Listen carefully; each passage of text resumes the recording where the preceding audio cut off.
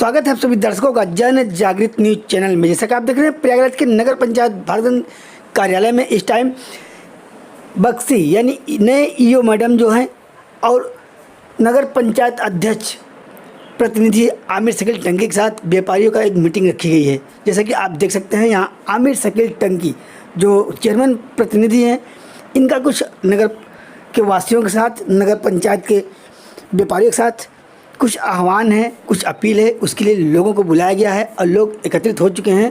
आइए जानते हैं और सुनते हैं इनके द्वारा कही गई बातों को। जो शुक्रवारी बाजार वाली पाइपलाइन की बात है, तो सबसे बड़ा मसला ये है कि पीडब्ल्यूडी विभाग ने जो रोड पे ज़मीन का अपना खाली करवाया था, जो भी चिन्हांकित किया गया था, तो जो चबूतरा बचा है, हमारे पास मिनी ट्यूबवेल लगाने की प्रस्ताव है। हमारे वार्ड सभासदों ने उसका प्रस्ताव कराया है कि आप मिनी ट्यूबवेल लगाकर और नई पाइपलाइन बिछाकर पानी शुक्रवारी बाजार में दीजिए। तो हमारे पास बजट भी है और काम करने की इच्छा भी है। उसमें सहयोग आपका ये चाहिए कि अभी जब तक पीडब्ल्यूडी रोड नहीं बना रही है, तो जो पटरी उन्होंने खाली करवाई है आपके बगल में जमीन, वो आपको मालूम है कितना खाली कराया है, और पन्ना भी वही है, चाहे आज बने या कल बने, बनेगा तो वहीं से। हमारा प्रयास ये है कि हम लोग कोशिश ये कर रहे हैं कि अगर अब की बार वाले कुंभ से पहले बन जाए तो ज़्यादा बेहतर है। प्रयास है, कोशिश भी कर रहे हैं। सांसद जी ने भी पीडब्ल्यूडी विभाग को अपने तरफ से पत्र भी लिखा है और हम लोगों ने भी उनको पत्र लिख के दिया है।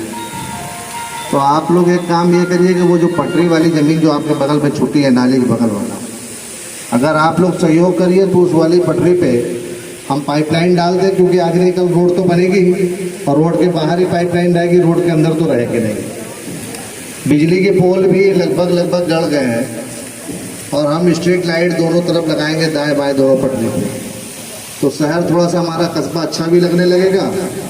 और पाइपलाइन की व्यवस्था आज कर लेंगे तो बेहतर होगा, क्योंकि जब रोड वो बनाएंगे तो रोड बना के फिक्स हो जाएंगे, तो बाद में हम तोड़ फोड़ करेंगे तो दिक्कत होगी। पता चला एक पोल में यहाँ लाइट लगी है, दूसरी पोल में वहाँ लगी नहीं है, कोई लाइट जल रही है, कोई लाइट नहीं जल रही है, तो थोड़ा सा सौंदर्यीकरण भी हो जाएगा चौराहे का। और कम से कम आई लव भारतगंज भी लिखे, आई लव प्रयागराज को बहुत जगह लिखा हुआ है। तो आप लोगों से ये सहयोग की अपेक्षा है पहली। दूसरी ये है कि नगर पंचायत भारतगंज में बहुत सी नालियों पे अतिक्रमण होने की वजह से हमें बरसात में नालियों की चौक होने का भी सामना करना पड़ता है, और दुकानें अपने दुकान के अंदर लगने के बजाय रोडों पे लग जाती हैं, जाम का भी सामना करना पड़ता है। सरकार की गाइडलाइन है कि इसको आप सख्त तरीके से कराइए। अब मामला ये है कि कस्बा भी हमारा है और हम भी आपके हैं, आप भी हमारे हैं, तो सख्त वाली स्थिति बन नहीं पाती है। आदमी सोचता है कि आपके साथ हो, तो उसको एक सहयोग आप लोग सब लोग मिलकर कस्बे में एक दूसरे को समझाइए। देखिए, कोई भी नेता पक्ष प्रतिपक्ष अलग सब्जेक्ट है, लेकिन जब चुनाव हो जाए तो मेरे ख्याल से लोकल बॉडी में पक्ष प्रतिपक्ष नहीं होना चाहिए। अगर विकास हो रहा है तो उसमें सहयोग होना चाहिए, उसमें विरोध नहीं होना चाहिए। तो विरोध करने के लिए 4 साल बाद टाइम है, फिर से चुनाव होगा, इलेक्शन होगा, तमाम विरोध हो जाएंगे। पब्लिक को जो अच्छा लगेगा वो करेगी। लेकिन अगर इलेक्शन हो गया है तो मेरे ख्याल से विरोध का काम बंद करके विकास में बात कर लिया जाए, क्योंकि पहले भी हम लोग बहुत ज़्यादा विकसित हो चुके हैं, और कहीं ऐसा ना हो ये भी 5 साल ऐसी विकसित में बीत जाए। तो हमारी कोशिश ये है कि विकास हो जाए। तीसरी चीज़ ये है कि निकाय को स्वच्छ बनाने के लिए हम लोगों का प्रयास ये है कि साफ सफाई की व्यवस्था मजबूत हो, ताकि हमारे नगर में कोई बाहरी व्यक्ति आए तो उसको ये लगे कि हम नगर पंचायत में गए थे तो वहाँ की रोड नालियाँ बड़ी साफ सुथरी मिली। और सामने बारिश भी है, आपको मालूम है कि बारिश का जब पानी बहता है हमारे यहाँ कस्बे में, बारिश का पानी जब ऊपर से तालाब की तरफ से निकलता है तो चौराहे तक स्थिति ये होती है कि टकने के आसपास तो पानी रहता ही है, पंजा तो पैर तक डूब ही जाता है, और नालियों के ऊपर से पानी बहता है।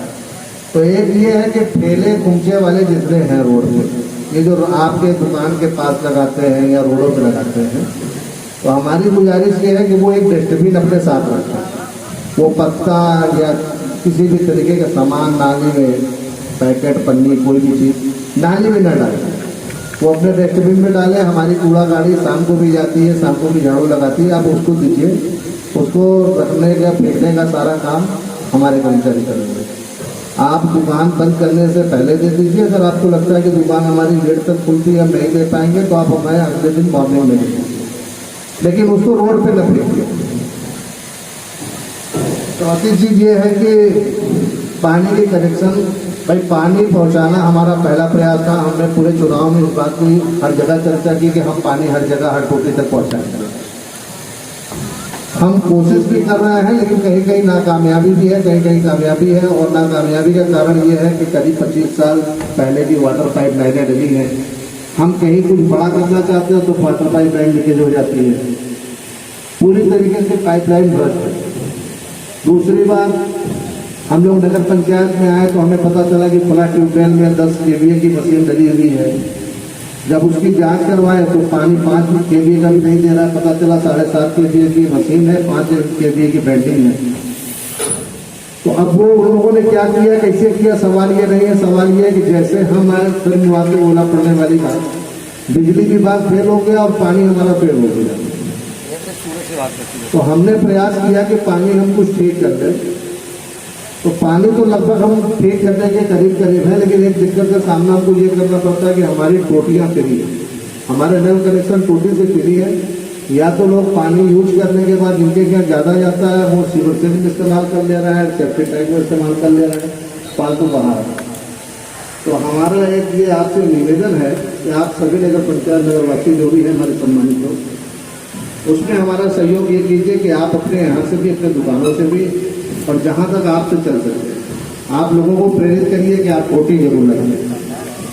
क्योंकि टोटी लग जाएगी तो पानी का बहाव बेतरतीब बेतरीके से नहीं होगा, तो जहाँ पानी नहीं पहुँचता है वो उसका प्रेशर बना के वहाँ पहुँच जाएगा। चौथा ये है कि हमारे नगर पंचायत में बहुत सारे कार्य प्रस्तावित हुए हैं सभापति के द्वारा।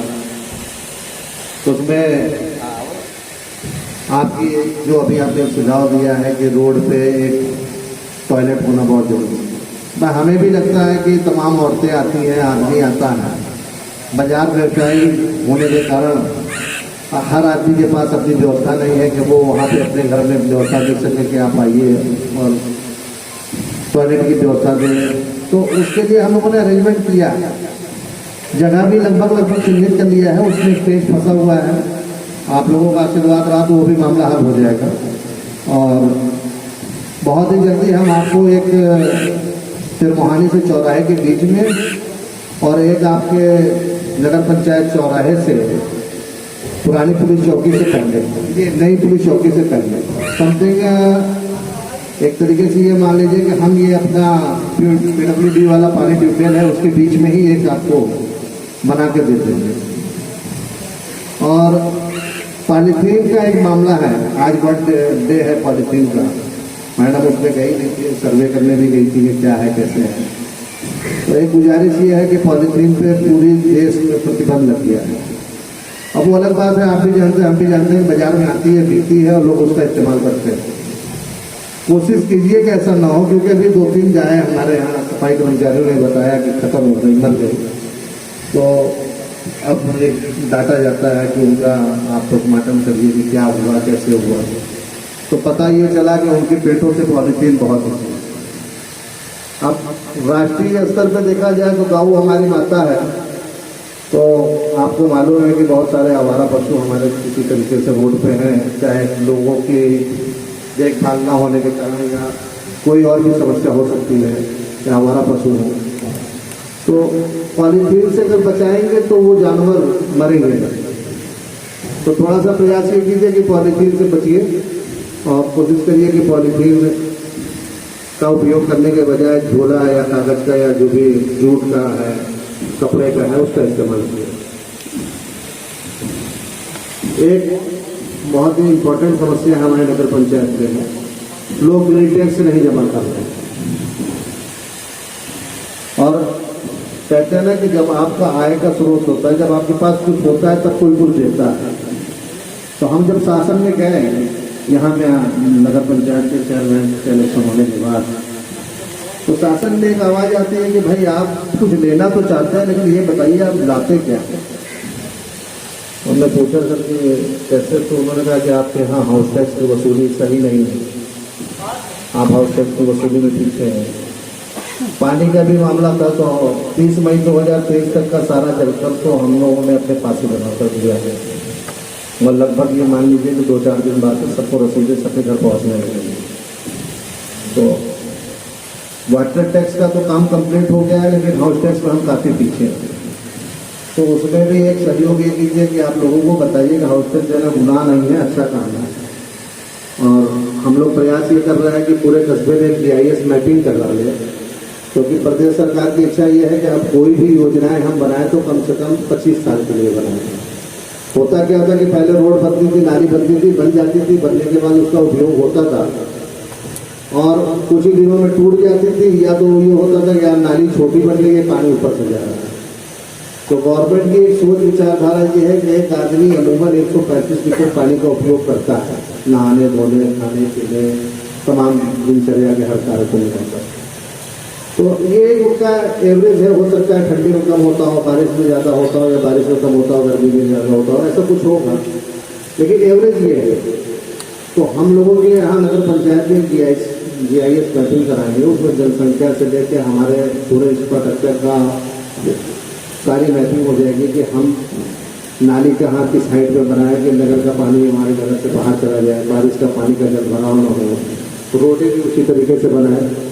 तो ये सब कुछ हमको करना है, और वो भी काम में बिना सहयोग के नहीं हो पाएगा। वो सहयोग तभी हो पाएगा जब तमाम अतिक्रमण खाली हो जाएंगे।